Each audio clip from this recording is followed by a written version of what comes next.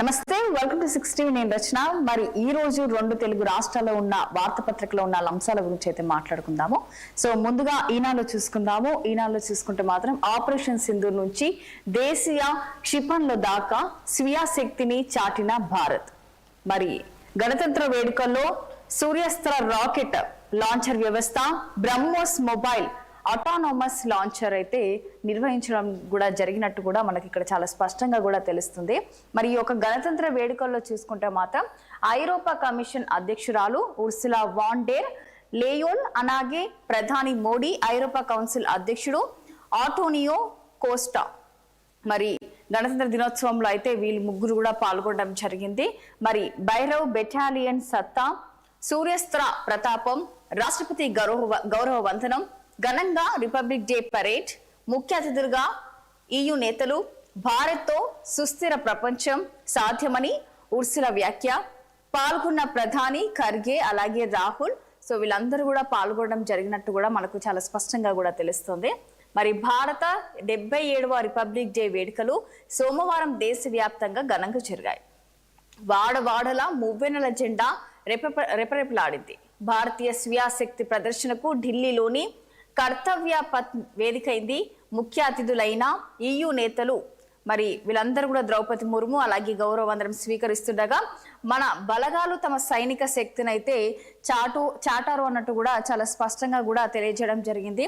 ముఖ్యంగా ఈ యొక్క బ్రహ్మోస్ మొబైల్ ఆటోనోమస్ లాంచర్ కూడా రాకెట్ సంబంధించింది కూడా దీన్ని గణతంత్ర వేడుకల్లో మాత్రం సూర్యాస్త్ర రాకెట్ లాంచర్ వ్యవస్థ అలాగే బ్రహ్మోస్ మొబైల్ ఆటోనోమస్ లాంచ్ అయితే జరిగినట్టు కూడా మనకు చాలా స్పష్టంగా కూడా తెలుస్తుంది. ఇక్కడ చూసుకుంటే శుభాంశు శుక్లకు అలాగే అశోక చక్ర పురస్కారాన్ని ప్రదానం చేస్తున్న రాష్ట్రపతి ముర్ము, ఇక చిత్రంలో ఉపరాష్ట్రపతి రాధాకృష్ణన్ అలాగే రక్షణ మంత్రి రాజనాథ్ సింగ్ తో పాటు వీళ్ళందరూ కూడా మనకి ఇక్కడ శుభాంశు శుక్లకైతే అశోక చక్ర పురస్కారాన్ని కూడా అందిస్తున్నట్లు కూడా మనకు చాలా స్పష్టంగా కూడా ఇక్కడ తెలియజేయడం జరిగింది. సో నెక్స్ట్ ఇక్కడ చూసుకుంటే మాత్రం అమరావతిలో నిర్వహించిన గణతంత్ర వేడుకల్లో గౌరవ వందనం స్వీకరిస్తున్న గవర్నర్ అబ్దుల్ నజీర్, చిత్రంలో వెనుక కనిపిస్తున్నవి రాజధాని భవనాలు. మరి అమరావతిలో జరిగిన గణతంత్ర దినోత్సవ వేడుకల్లో మాత్రం గవర్నర్ అబ్దుల్ నజీర్ అయితే పాల్గొనడం జరిగింది. దృఢ సంకల్పంతో పనిచేస్తున్నాం, సమాన అవకాశాలు గల సమాజాన్ని నిర్మిస్తున్నాం, పౌరులకు వేగంగా సేవలు, 10 సూత్రాల అమలులో పురోగతి సాధించాం, రాజధాని అమరావతిలో తొలిసారి రాష్ట్ర స్థాయి గణతంత్ర వేడుకలు, జాతీయ జెండా ఆవిష్కరించిన గవర్నర్ అబ్దుల్ నజీర్.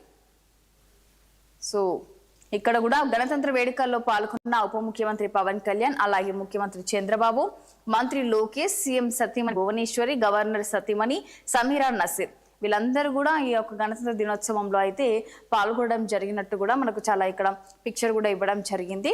మరి చంద్రబాబుతో పాటు కూడా మంత్రి లోకేష్ అలాగే సతీమణి భువనేశ్వరి కూడా ఈ యొక్క గణతంత్ర దినోత్సవంలో కూడా పాల్గొన్నారు. సో నెక్స్ట్ ఓకే, మరింత మెరుగ్గా 52,000 కోట్లతో అభివృద్ధి పనులకు ప్రణాళికలు, 20 ఏండ్ల అవసరాలు తీర్చేలా ప్రతిపాదనలు, త్రాగునీరు, డ్రైన్లు, రోడ్లు అలాగే ప్రజా ఆరోగ్యం, విధి దీపాలకు ప్రాధాన్యం, కేంద్ర రాష్ట్ర ప్రభుత్వాల ఉమ్మడి రోడ్ మ్యాప్. ఇక్కడ పట్టణీకరణతో పెరుగుతున్న జనాభా అవసరాల మేరకు మౌలిక సదుపాయాలను మెరుగుపరిచేందుకు ప్రభుత్వం ప్రణాళికలు ప్రస్తుతం సిద్ధం చేస్తున్నట్టు కూడా తెలుస్తుంది. మరి ఈ యొక్క రహదారులు కానీ అలాగే త్రాగునీరు, డ్రైన్లు, రోడ్లు వీటన్నిటికీ సంబంధించి కూడా తదితర అంశాల్లో మాత్రం పట్టణ వాసులకు ప్రస్తుతం అందిస్తున్న సేవలోను భర్తీ చేయడంతో పాటు వచ్చే 20 ఏండ్లలో అవసరాలు తీర్చేలా కార్యాచరణ రూపొందిస్తుంది. కేంద్ర పథకాల సమర్థ వినియోగంతో పాటు పురసాగర పాలక సంస్థల నిధులతో మాత్రం పట్టణాల్లో మెరుగైన సేవలు అందించవచ్చని ప్రభుత్వం భావిస్తుంది. ఇక 2028 నాటికి చూసుకుంటే మాత్రం 52,000 కోట్లతో ప్రతిపాదించిన పనులు పూర్తి చేయాలని ప్రస్తుతం యోచిస్తుంది. అలాగే 2011 జనాభా లెక్కల ప్రకారం చూసుకుంటే మాత్రం రాష్ట్ర పట్టణ జనాభా మాత్రం చూసుకుంటే 29.47% నుంచి 37% పెరిగిందని అంచనా వేస్తున్నారు. ఇక విశాఖపట్నం, విజయవాడ నగరాల్లో మాత్రం విస్తరణతో పాటు కొత్తగా అనేక ప్రాంతాలు వెలిసాయన్నట్టు కూడా మనకు చాలా స్పష్టంగా కూడా తెలియజేయడం జరిగింది. నెక్స్ట్ కడలి కోతకు అడ్డుకట్టు. మరి ఒకప్పుడు అక్కడొక ఇల్లు ఇక్కడొక గుడి ఉండేవి. తీరం పొడుగున కొబ్బరి అలాగే సర్వే తోటలు విస్తారంగా ఉండేవి. అవన్నీ ఇక ఆ గర్భంలో కనిపిస్తాయి. మరి పశ్చిమ గోదావరి జిల్లా నరసాపురం మండల పరిధిలో చూసుకుంటే చిన్నమైన వాణిలంక అలాగే బియ్యపు తిప్ప పేదమైన వాణిలంక గ్రామాల్లో తరచు వినిపించే మాటలు ఇవి. కడలి అలల కోత, సముద్రం క్రమేపీ ముందుకొస్తుండడంతో మాత్రం ఊర్లే సముద్ర గర్భంలో కలిసిపోతున్నాయి. ఇక తీర ప్రాంతాల వాసుల గుండె కోతకు కారణమవుతున్న అలల ఉద్ధృతికి అడ్డుకట్ట వేసేందుకు ఈ ప్రాంతంలో ప్రయోగాత్మకంగా కిలోమీటర్ మేర జియో ట్యూబ్ టెక్నాలజీని రక్షణ గోడ నిర్మాణం అయితే చేపట్టారు. మరి పిఎం లంక వద్ద రక్షణ గోడ నిర్మాణ పనులు అయితే కొనసాగుతున్నాయి. మరి దీనికి సంబంధించి మరి ఒకప్పుడు ఒక దగ్గర ఇల్లు ఒక దగ్గర గుడి ఉండేది. సో అది ఎక్కడో కాదు. సో చూసుకుంటే చిన్నమైన వాణి లంక అలాగే బియ్యపు తిప్ప అలాగే పేదమైన వాణి లంక గ్రామాల్లో అయితే ఇలాంటివి తరచూ మనకు వినిపిస్తూనే ఉంటాయన్న విధంగా కూడా చెప్పడం జరిగింది. నెక్స్ట్ ఇక్కడ దోపిడీకి ఆక్సిజన్ అందిస్తున్నారు. వచ్చే 3 ఏళ్లలో 100 కోట్లకు పైగా భారం. వైకాపా నాయకులకు భారీగా ముడుపులు. విజిలెన్స్ నిగ్గు తేల్చిన చర్యలు శూన్యం. కర్నూలు సర్వజన ఆసుపత్రిలోని ఆక్సిజన్ సరఫరా కేంద్రం అయితే ఏర్పాటు చేయడం జరిగింది. మరి ఇక్కడ చూసుకుంటే సర్కారు ఆసుపత్రుల మాసం ఆక్సిజన్ కొనుగోలు పేరుతో భారీ దోపిడీ అయితే జరుగుతుంది. మరి దానికి సంబంధించి మరి దీన్ని అడ్డుకోకపోతే వచ్చే 3 ఏళ్లలో కూడా ప్రభుత్వం ఖజానా 100 కోట్లకు పైగా భారం పడుతుందని విజిలెన్స్ నిగ్గు తేల్చింది. కర్నూలుకు చెందిన Sribharat pharma medical oxygen distributor సంస్థ రాష్ట్రంలోని బోధన ఆసుపత్రులు కొన్ని ఇతర సర్కారు ఆసుపత్రులకు మాత్రం లిక్విడ్ మెడికల్ ఆక్సిజన్ సరఫరా చేస్తుంది. ప్రైవేట్ ఆసుపత్రులు కొనుగోలు చేస్తున్న ఎల్ఎంఓ ధరలతో పోలిస్తే బోధన మరి సదరు సంస్థకు రెట్టింపునకు మించి చెల్లిస్తున్నారు. దీంతో ఖజానాకు ప్రతి నెల కోట్లలో నష్టం వాటిల్లుతుందంటూ కూడా కొందరు విజిలెన్స్ అధికారులకు ఫిర్యాదు చేశారు. దీనిపై విజిలెన్స్ అధికారులు దర్యాప్తు చేయగా దోపిడీ అయితే వెలుగులోకి వచ్చినట్టు కూడా తెలుస్తుంది. మరి కొన్ని ఆసుపత్రులకు మాత్రము ఈ యొక్క ఆక్సిజన్ కి సంబంధించి సరఫరా చేస్తున్నట్టు కూడా మనకు తెలియజేయడం జరిగింది. సో ఎందుకంటే ముఖ్యంగా ఈ యొక్క ఆక్సిజన్ కొనుగోలు పేరుతో అయితే భారీ దోపిడీ జరుగుతుంది. ఇంకా ముందు ఇంకా ఎక్కువ పెరిగే అవకాశం ఉంది. ఖజానా ఇంకా దోచుకునే అవకాశం ఉన్నది కాబట్టి సో దీని గురించి ప్రత్యేకంగా అంటే ప్రైవేట్ కాకుండా గవర్నమెంట్ ఆసుపత్రులకు కూడా ప్రభుత్వ ఆసుపత్రికి కూడా ఇది ఒక సరఫరా ఆక్సిజన్ సరఫరా చేయనున్నట్టు కూడా చాలా స్పష్టంగా కూడా తెలియజేయడం జరిగింది.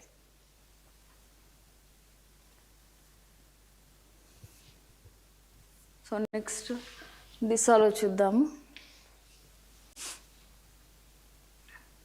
ఓకే, జోగిలిపల్లి సంతోష్కు సిట్ నోటీసు. మరి ఫోన్ ట్యాపింగ్ కేసులో సిఆర్పిసి 160 కింద జారీ. మరి ఫోన్ ట్యాపింగ్ కేసులో చూసుకున్నట్లయితే మరి ఇప్పటికే కేటీఆర్ అలాగే హరీష్ రావును అయితే సిట్ విచారించినట్టు కూడా మనకు తెలిసిన విషయమే. మరి ఇప్పుడు ఫోన్ ట్యాపింగ్లో చూసుకుంటే మాత్రం ప్రత్యేకంగా మళ్ళీ సిట్ ప్రశ్నలకు సమాధానాలు ఇస్తా అంటూ కూడా మాజీ ఎంపీ సంతోష్ రావు అయితే తెలియజేయడం జరిగింది. మరి ఫోన్ ట్యాపింగ్ కేసు దర్యాప్తులో భాగంగా చూస్తుంటే బీఆర్ఎస్ కు చెందిన మరో కీలక నేత మాజీ ఎంపీ జోగినిపల్లి సంతోష్ రావుకు సెక్షన్ 160 సిఆర్పిపి కింద సిట్ అధికారులు సోమవారం నోటీసులు జారీ చేశారు. నేడు మధ్యాహ్నం 3 గంటలకు జూబ్లీహిల్స్ పోలీస్ స్టేషన్ లో విచారణకు హాజరు కావాలని అందులో పేర్కొనడం జరిగింది. పంజాగుట్ట పోలీస్ స్టేషన్ లో నమోదైన ఫోన్ ట్యాపింగ్ కేసు దర్యాప్తు జరుగుతున్న నేపథ్యంలో సంబంధిత అంశాలపై వివరాలు సేకరించేందుకు ఈ నోటీసులు. ఓకే, మనం చూసుకున్నట్టయితే ఫోన్ ట్యాపింగ్ కేసుకి సంబంధించి మాత్రం ప్రస్తుతం అయితే బీఆర్ఎస్ కి సంబంధించిన నాయకులు ప్రతి ఒక్కరిని కూడా ఫోన్ ట్యాపింగ్ కి సంబంధించి విచారణ అయితే పిలుస్తున్నారు. సో ముఖ్యంగా మొదటగా హరీష్ రావును అయితే 7 గంటల పాటు విచారించారు. ఆ తర్వాత కేటీఆర్ ని పిలిచారు. ఆ తర్వాత ఆర్ఎస్ ప్రవీణ్ కుమార్ కూడా నోటీసులు పంపించినట్టు కూడా తెలియజేయడం జరిగింది. ఎందుకంటే సజ్జనార పైన 7 కేసులు ఉన్నాయనే విధంగా కూడా ఆర్ఎస్ ప్రవీణ్ చేసిన వ్యాఖ్యలకు ఖచ్చితంగా 2 రోజుల్లో సాక్ష్యాలు చూపించాలి, లేదంటే కఠిన చర్యలు తీసుకుంటామనే విధంగా కూడా మనకి సజ్జనార్ అయితే మాట్లాడడం జరిగింది. మరి ఇప్పుడు ప్రస్తుతం చూసుకుంటే మాత్రం మాజీ ఎంపీ సంతోష్ రావును కూడా ఈ రోజు మధ్యాహ్నం 3 గంటలకు జూబ్లీహిల్స్ పోలీస్ స్టేషన్ దగ్గరికి అయితే మరి విచారణకైతే వస్తున్నానన్న విధంగా కూడా తెలియజేయడం జరిగింది. ప్రతి ఒక్కటి ప్రశ్నలకు ఖచ్చితంగా సమాధానాలు ఇస్తా అంటూ కూడా సంతోష్ రావు చేసిన వ్యాఖ్యలు మరి చూడాలి. మరి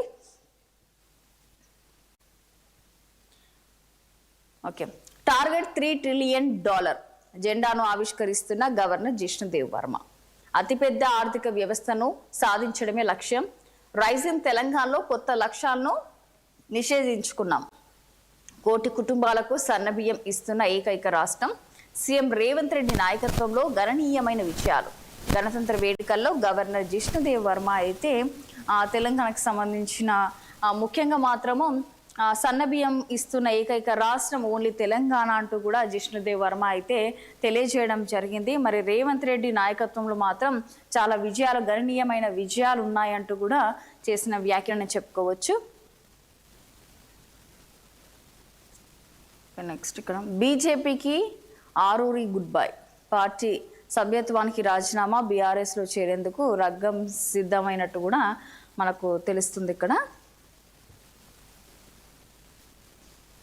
కాంగ్రెస్ సర్కార్పై తీవ్ర అసంతృప్తి. ప్రభుత్వ తీరుపై మా పార్టీ క్యాడర్లో నైరాశ్యం. మరి మున్సిపల్ ఎన్నికల్లో పోటీ చేస్తాం, పొత్తుపై నిర్ణయం తీసుకోలేదు. సింగరేణి కార్పొరేట్ వ్యవస్థలకు కట్టబెట్టే ప్రయత్నాలు సరికాదు. ఫోన్ ట్యాపింగ్ సమయంలో లేని భయం విచారణ టైంలో ఎందుకు? మరి తెలంగాణ జనసమితి అధ్యక్షుడు కోదండరాం చేసిన వ్యాఖ్యలు, మరి పొత్తులో భాగంగా ఇవ్వాల్సిన పదవులు ప్రాధాన్యత విషయంలో కాంగ్రెస్ ప్రభుత్వం తీరుపై తమ పార్టీ నేతలు తీవ్ర అసంతృప్తితో ఉన్నారని తెలంగాణ జనసమితి అధ్యక్షుడు కోదండరాం అన్నారు. సోమవారం మీడియాతో మాట్లాడిన ఆయన తమకు ఇచ్చిన హామీలపై జరుగుతున్న జాప్యం కారణంగా తమ క్యాడర్లకు సంబంధించింది కూడా మాట్లాడడం జరిగింది. మరి ఒక ఫోన్ ట్యాపింగ్ సమయంలో మాత్రం లేని భయం మరి విచారణ టైంలో ఎందుకు వస్తుందంటూ కూడా మరి కోదండరాం చేసిన వ్యాఖ్యలు అని కూడా మనకు చాలా స్పష్టంగా కూడా ఇక్కడ తెలియజేయడం జరుగుతుంది. నిన్న మీడియాతో మాట్లాడిన తర్వాత ఈ వ్యాఖ్యలు చేశారు.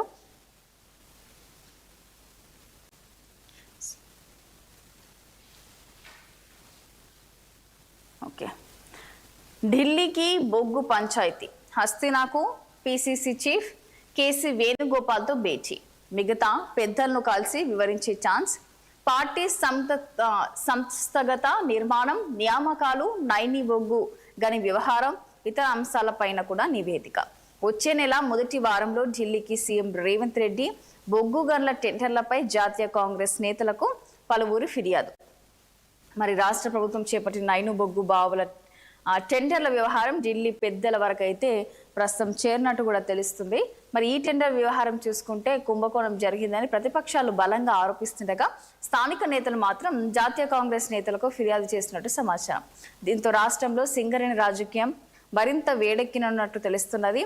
సింగరేణి టెండర్లు, నైని బొగ్గు బ్లాక్ కేటాయింపులు, అలాగే ఆరోపణలు, మీడియాపై కేసుల వ్యవహారంపై కూడా కాస్త కాంగ్రెస్ పెద్దల వద్దకు చేరింది. రాష్ట్ర మంత్రివర్గంలోని ప్రముఖులు, ఇతర నేతలు బొగ్గు టెండర్ల స్కామ్ లో ఇన్వాల్వ్ కావడం, అలాగే కేంద్ర మంత్రి కిషన్ రెడ్డికి చెందిన శాఖ వ్యవహారం కావడంతో ఒకవైపు బీజేపీ, మరోవైపు బీఆర్ఎస్ కు ఈ అంశాన్ని తమకు అనుకూలంగా మలుచుకోవాలని చూస్తున్నట్టు కూడా చర్చ జరుగుతుంది. అదే టైంలో ఈ వ్యవహారం కాస్త ప్రభుత్వానికి ఇబ్బందిగా మారకుండా ఉండేందుకు కూడా సిద్ధంగా ఉన్నట్టు కూడా మనకు తెలుస్తుంది. మరి ప్రస్తుతం ఈ యొక్క ఢిల్లీకి అయితే ప్రస్తుతం బొగ్గుకు సంబంధించిన పంచాయతీ అక్కడి వరకు వెళ్ళింది అంటూ కూడా తెలియజేయడం జరిగింది. అలాగే మిగతా పెద్దల వాళ్ళతో కూడా కలిసి దీని గురించి చర్చ జరుగుతుంది అన్న విధంగా కూడా వివరించడం జరిగింది. మనకి డిప్యూటీ సీఎం ఇంట్లో మంత్రుల సమావేశం. బట్టితో ఉత్తమ్, శ్రీధర్ బాబు సహా ఇతరులు కూడా భేటీ అయినట్టు కూడా మనకు తెలుస్తుంది. ముఖ్యంగా చూసుకుంటే పరిపాలన వ్యవహారాలపై చర్చిద్దాం. సీఎం విదేశాలు ఉన్నప్పుడు కూడా సమావేశాలు ఏర్పాటు చేసుకుంటే తప్పేంటి? పిసిసి చీఫ్ మహేష్ కుమార్ గౌడ్ చేసిన వ్యాఖ్యలు. మరి సీఎం ప్రస్తుతం అయితే పర్యటనలో ఉన్నట్టు కూడా తెలిసిన విషయం కాబట్టి మరి సీఎం విదేశాల్లో అంటే బయట విదేశాల్లో ఉన్నప్పటికీ కూడా ప్రస్తుతం సమావేశాలు ఏర్పాటు కూడా చేసుకున్నా కూడా తప్పేం లేదు అన్న విధంగా కూడా మనకి మహేష్ కుమార్ గౌడ్ చేసిన వ్యాఖ్యలు. ఓకే, నియోజకవర్గాల పునర్విభజన 6 నెలల్లో సెన్సస్ పూర్తయిన వెంటనే తెలంగాణ ఒకేసారి పార్లమెంట్, అసెంబ్లీ ఎన్నికలు. రాత్రికి రాత్రే పెద్ద పదవులు బీజేపీలో అసాధ్యం. బీజేపీ రాజ్యసభ సభ్యుడు లక్ష్మణ్ చేసిన వ్యాఖ్యలు. ఓకే, నేడు మున్సిపల్ పోల్.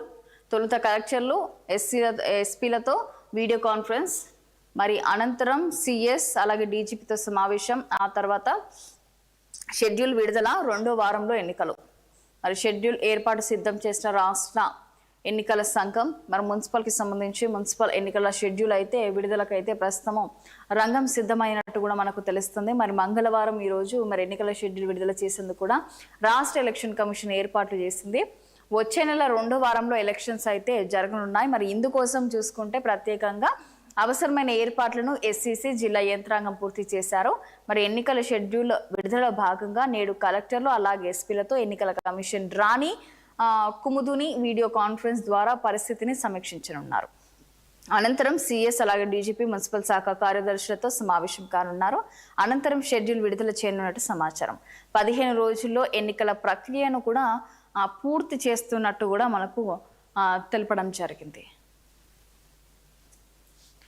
ఇక్కడ దరఖాస్తులు 17,805, పరిష్కారం 377. మరి ఆర్టీఐలో అపీల్ వ్యవస్థ పూర్తిగా నిర్లక్ష్యం, అధికారుల అలసత్వంతో ఆన్లైన్ సిస్టమ్స్ నిర్వీర్యం. పేరుకే 3,323 దాఖలు అన్బోర్డ్, వాడుకలు చూసుకుంటే 17 మాత్రమే. అదే పనిగా సైట్ ఎర్రర్ అలాగే ఓటీపీ సమస్యలు. పోర్టల్ పనిచేయకపోయినా కాంట్రాక్ట్ సంస్థకు 1.5 కోటి చెల్లింపులు. గడువు ముగిసినా కంటిన్యూ. Next ABN.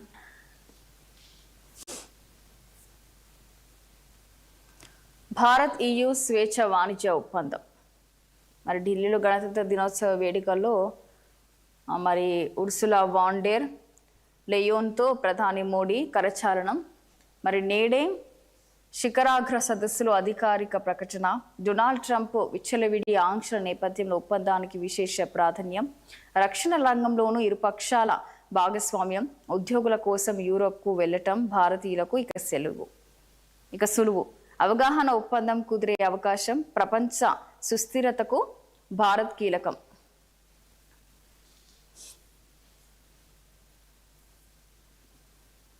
సో మళ్ళీ హౌసింగ్ బోర్డు ఫ్లాట్లో వరంగల్లో అపార్ట్మెంట్ల నిర్మాణంపై సర్కార్ నజర్. మరి తొలి దశలో 10 ఎకరాల్లో G+5 నిర్మాణాలు, మొత్తం 700 ఫ్లాట్లు, 7 లక్షల చదరపు అడుగులు. అల్ప మధ్య అధిక ఆదాయ వర్గాల ప్రజలకు తక్కువ ధరకే ప్లాట్లు అమ్మేందుకు కూడా ప్రణాళికలు చేశారు. మరి ఇది ఒకవైపు పేదలకు ఇందిరమ్మ ఇండ్లు పథకం కింద ఆర్థిక సాయం అందిస్తున్న ప్రభుత్వం అల్పదాయ మధ్య తరగతి అధిక ఆదాయ వర్గాలకు సరసమైన ధరలకు ఇళ్లను అందించాలని భావిస్తుంది. ఈ మేరకు హౌసింగ్ బోర్డు ఆధ్వర్యంలో అపార్ట్మెంట్ల నిర్మాణం చేపట్టేందుకు కసరత్తు చేస్తుంది. ఇందులో భాగంగానే వరంగల్ జిల్లాలోని కాకతీయ అర్బన్ డెవలప్మెంట్ అథారిటీ పరిధిలో ఉన్న 25 ఎకరాల్లో అపార్ట్మెంట్లు నిర్మించాలని హౌసింగ్ బోర్డు భావిస్తుంది. మరి మొదటి దశలో చూసుకుంటే మాత్రం 10 ఎకరాలు G+5 లేదా G+6 అంతస్తుల విధానంలో కూడా కట్టనున్నట్టు కూడా మనకు తెలియజేయడం జరిగింది. నైని స్కామ్ నుంచి దృష్టి మళ్లించేందుకే సంతోష్ కుమార్కు సిట్ నోటీసులు. మరి ఒక నైని స్కామ్కి ఇంతకుముందు హరీష్ రావు కూడా దీని గురించి మాట్లాడినప్పుడే నెక్స్ట్ రోజే విచారణకు సిట్ నోటీసు పంపించినట్టు కూడా తెలిసింది. సో ప్రస్తుతం దీన్ని మళ్లించడం కోసం మళ్ళీ ఇప్పుడు సంతోష్ కుమార్ని కూడా విచారణకు పిలిపిస్తున్నారు. నోటీసులు ఇవ్వడం జరిగిందంటూ కూడా కేటీఆర్ చేసిన వ్యాఖ్యలు. మరి రాష్ట్రంలో రాక్షస పాలన జరుగుతుంది. మరి నేడు సింగరేణి స్కామ్పై గవర్నర్కు ఫిర్యాదు చేస్తామన్న బీఆర్ఎస్ నేత కేటీఆర్. మరి రాజ్యాంగ ఉల్లంఘనలపై తెలంగాణ భవన్లో విద్యార్థుల ప్రస్తుతం స్పీకర్ను దూత రాక్షసుడితో పోలుస్తారా అంటూ కూడా కేటీఆర్ క్షమాపణ చెప్పాలి అంటూ కూడా కాంగ్రెస్. మరి చూడాలి ప్రస్తుతం ఏం జరుగుతుందో అనేది. మరి ఈరోజు సంతోష్ కుమార్కి కూడా మరి విచారణ జరగబోతుంది కాబట్టి మరి ఏం జరుగుతుందో అనేది కూడా మనం చూడాలి. మరి ఓటు చోరీ కాదు రాహుల్ మెదడు చోరీ. మరి రామచంద్రరావు బీజేపీ రాష్ట్ర అధ్యక్షుడు రామచంద్రరావు చేసిన వ్యాఖ్యలు మరి రాహుల్ పైన.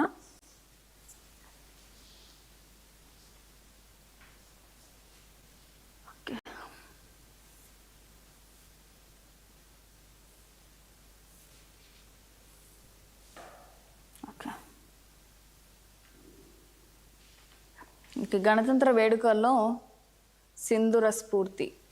సో దీని గురించి మనం ఎంతమంది డిస్కస్ చేసుకున్నాం. ఓకే. ఎక్సైజ్ శాఖకు ఆయుధాలు, గంజాయి, ఇతర మాదక ద్రవ్యాల సరఫరా మూఠాలు ఎక్సైజ్ అధికారులపై దాడులకు పాల్పడుతున్నారని ప్రొహిబిషన్ ఎక్సైజ్ శాఖ మంత్రి జూపల్లి కృష్ణారావు తెలిపారు. దీన్ని అరికట్టేందుకు ఎక్సైజ్ శాఖ కూడా ఆయుధాలు ఇవ్వాల్సిన అవసరం ఉందన్నారు.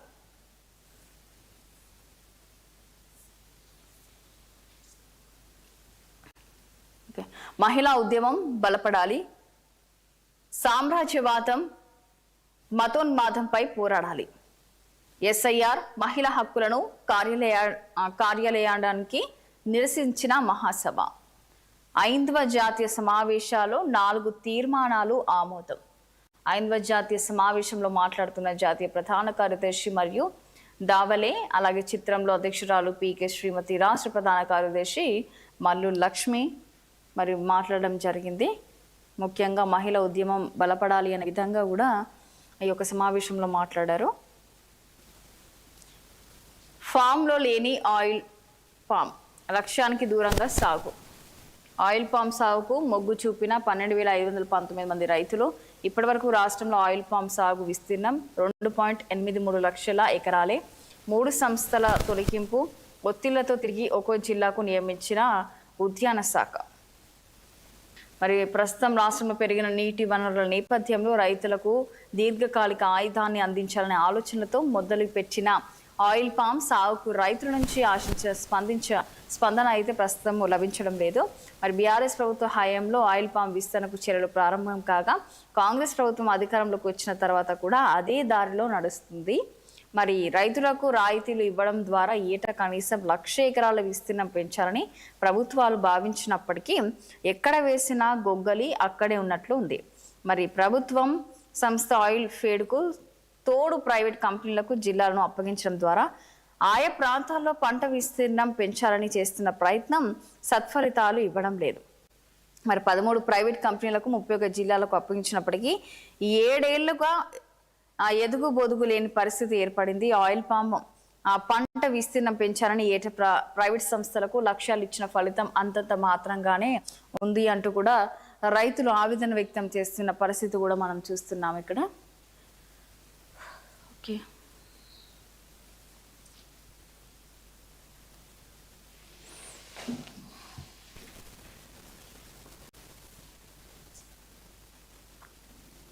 బంగారంతో బీ కేర్ఫుల్. తులం 1,50,000 దాటడంతో చైన్ స్నాచింగ్లు, మర్డర్లు. మరి హైదరాబాద్ సిట్లో మకాం వేసిన అంతరాష్ట్ర ముఠాలు ఒంటరి మహిళలే టార్గెట్గా రెక్కి పట్టపగలే దోపిడీ. అడ్డొస్తే దాడులు, హత్యలకు వెనుకాడట్లే. చోరీ చేసిన నెంబర్ ప్లేట్లు లేని బైక్లతో చైన్ స్నాచింగ్లు చేస్తున్నారు. సీసీ కెమెరాలకు చిక్కుతున్నా పట్టుకోలేకపోతున్న పోలీసులు. సంక్రాంతి తర్వాత పెద్ద సంఖ్యలో దొంగతనాలు జరిగిన ఒక్కరు చిక్కలే. బాధితుల ఆభరణాలు రికవరీ కావట్లేదు అంటూ కూడా ఇక్కడ మనకు తెలుస్తోంది. సంతోష్ రావుకు సిట్ విచారణ. నెక్స్ట్ గణతంత్ర వేడుకలు. మరి గుర్రపు బగ్గీలో అతిథులను తోడుకొని వచ్చిన రాష్ట్రపతి ముర్ము. మరి జాతీయ పతాకాన్ని ఆవిష్కరించి సైనిక వందనం స్వీకరించిన ప్రెసిడెంట్. రాజధాని తలపాగాతో ఆకట్టుకున్న ప్రధాని మోడీ. ప్రత్యేక అతిథులుగా EU నేతలు. మరి ఉర్సులా కోస్టా. 3 వరుసలో రాహుల్ ఖర్గేల సీట్ల కేటాయింపు. ఢిల్లీ వ్యాప్తంగా 30,000 మంది పోలీసులతో బందోబస్తు ఏర్పాటు చేశారు. వేడుకలకు భారీ సంఖ్యలో హాజరైన ప్రజలు. ప్రపంచ దేశాధినేతలు అభినందనలు. ప్రత్యేకంగా సందేశం పంపిన ట్రంప్. మరి ఒక ఢిల్లీలో జరిగిన గణతంత్ర వేడుకల్లో చూసుకుంటే తెలంగాణ ఒగ్గు కళాకారుల ప్రదర్శన అయితే ఆకట్టుకుంది. మరి ఆభరణంలో చూసుకుంటే మాత్రం ఆరంభంలో చూసుకుంటే దేశంలోని వివిధ ప్రాంతాల కళాకారుల వాయిద్యాలతో వందే మాతర గీతాన్ని ఆలపించారు. దీనికి తెలంగాణకు చెందిన ప్రముఖ కళాకారులు అలాగే రవి కళా బృందం తమ కళను ప్రదర్శించింది అంటూ కూడా మనకు చాలా స్పష్టంగా కూడా ఇక్కడ తెలియజేయడం, చూపించడం కూడా జరిగింది. మనకి సంక్షేమం, అభివృద్ధి జోడు గుర్రాలు. తెలంగాణ రైజింగ్ విజన్తో రాష్ట్రాన్ని అగ్రగామిగా నిలుపుతాం. 2047 నాటికి $3 ట్రిలియన్ ఎకానమీయే లక్ష్యం. రాష్ట్రాన్ని గ్లోబల్ స్కిల్ హబ్గా మార్చేందుకు కృషి. మరి రైతు రుణమాఫీ, మహిళా సాధికారతతో పేదల జీవితాల్లో వెలుగులు. రిపబ్లిక్ డే వేడుకలో గవర్నర్ జిష్ణుదేవ్ వర్మ ప్రసంగం చేసినట్టు కూడా మనకు చాలా స్పష్టంగా కూడా తెలుస్తుంది. రేపటి నుంచి మహాజాతర ముస్తాబైన మేడారం 4 రోజుల పాటు వేడుకలు. ఈసారి జాతరకు దాదాపు 2 కోట్ల మంది భక్తులు వస్తారని కూడా అంచనా వేశారు. మరి రేపటి నుంచి అయితే ఎంతో అంగరంగ వైభవంగా అయితే మేడారం జాతర అయితే మొదలైపోతుంది. 4 రోజుల పాటు అయితే ఈ యొక్క మేడారంకి అయితే నలుమూలల నుంచి భక్తులు ప్రతి ఒక్కరు కూడా ఇక్కడికి వచ్చి అమ్మవారిని దర్శనం కూడా చేసుకోవడం జరుగుతుంది. మరి ఈసారి మాత్రం 2 కోట్ల మందికి పైగా వస్తారని కూడా అంచనా వేస్తున్నట్టు కూడా చాలా స్పష్టంగా తెలియజేయడం జరిగింది. సో చూసాం కదా, మరి ఈరోజు 2 తెలుగు రాష్ట్రాల్లో ఉన్న వార్తాపత్రికలో ఉన్న అంశాల గురించి అయితే మాట్లాడుకున్నాము. సో మళ్ళీ రేపు కలుద్దాము. అప్పటి వరకు చూస్తూనే ఉండండి 6 టీవీ, సామాన్యుడి ఆర్ప్రాణం.